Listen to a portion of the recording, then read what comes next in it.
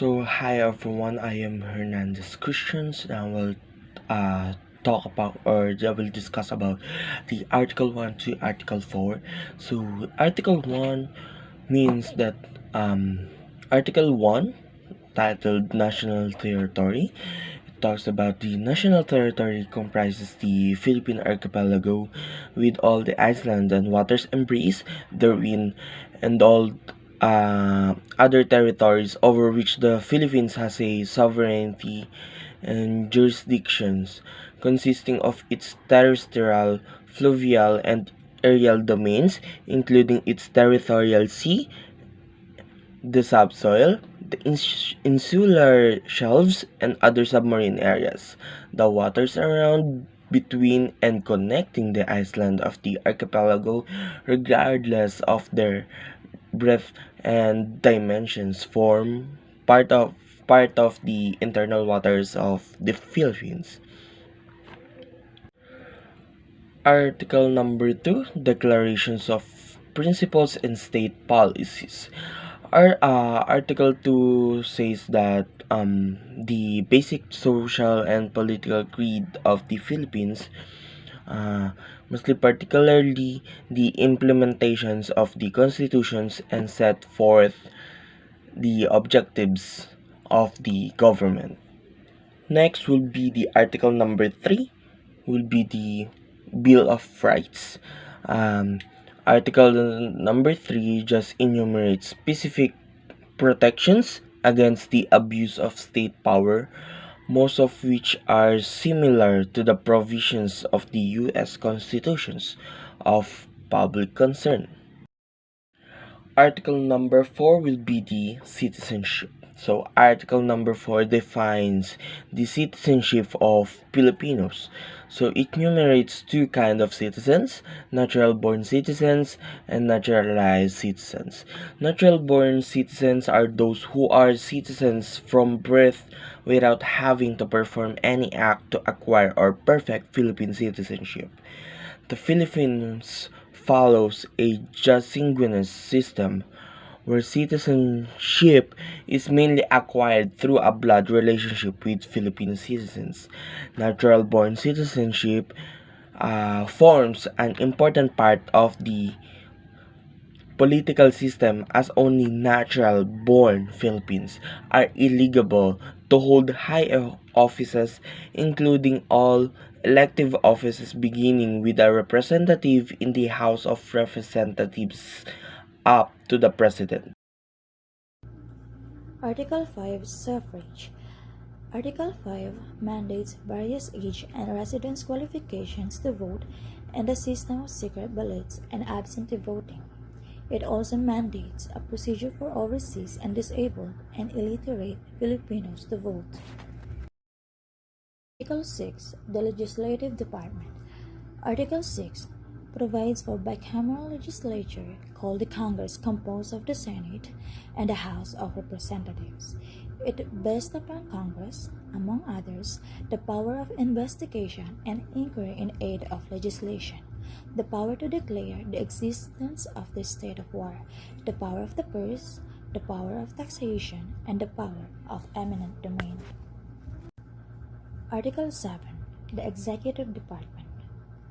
Article 7 provides for a presidential form of government where the executive power is vested on the president. It provides for the qualification, terms of office, election, and power and function of the president. It also provides for a vice president and for the presidential line of succession.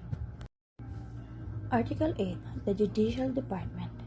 Article 8 vests the judicial power upon the Supreme Court and the other lower courts, as may be established by law, while the power to appoint justices and judges still reside with the President. The President may only appoint nominees preselected by the Judicial and Bar Council, a body composed of the Chief Justice of the Supreme Court, the Secretary of Justice, the chairs of the Senate and the House Committees on Justice, and representatives from the legal profession. Article 9 Constitutional Commissions. In Article 9 establishes three constitutional commissions: the Civil Service Commission, the Commission on Elections, and the Commission on Audit. Article 10. Local Government.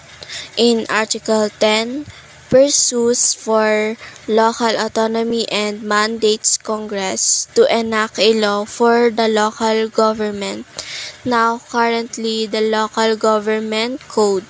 Article 11. Accountability of public officers. In Section 1, public officer is a public trust. Public officers and employees must, at all times, be accountable to the people, serve them with utmost responsibility, integrity, loyalty, and efficiency, act with patriotism and justice, and lead modest lives. Article 12. National Economy and Patrimony.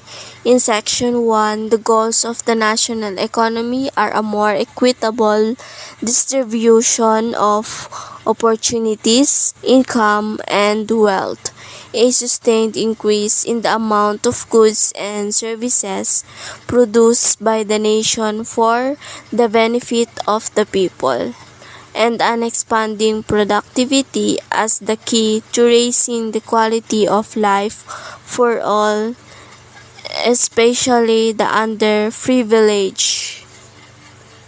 Social justice and human rights. This value, as well as being essential for social justice, are at the very heart of human rights. Social justice is all about working toward a more equal society.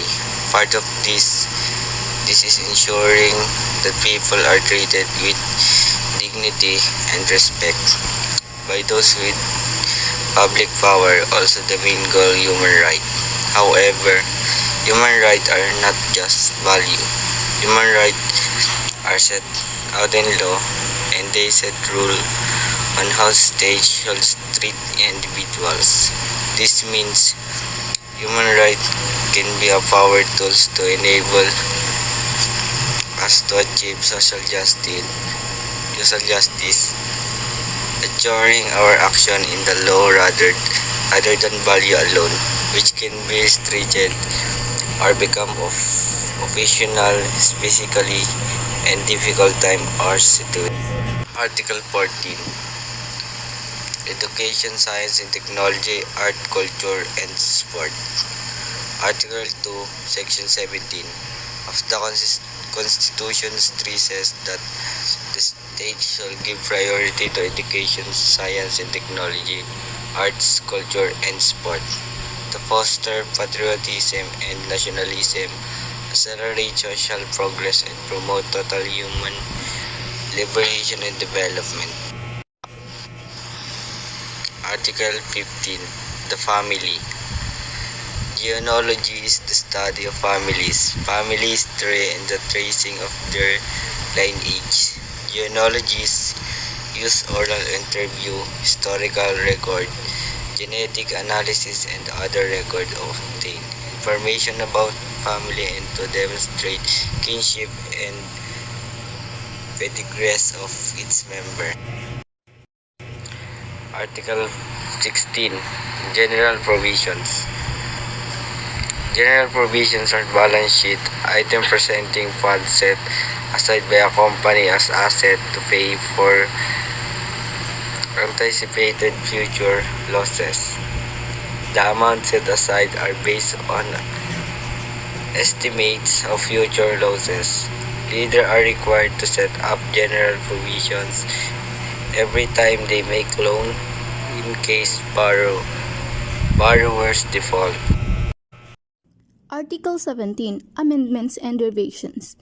Any amendment to or revision of this Constitution may be proposed by the Congress upon a vote of 3/4 of Article 18. Transitory Provisions. The first election of member of the Congress under the Constitution shall be held on the second Monday of May 1987. The first local election shall be held on a date to be determined by the President, which may simultaneous with election of the member of the Congress. It shall include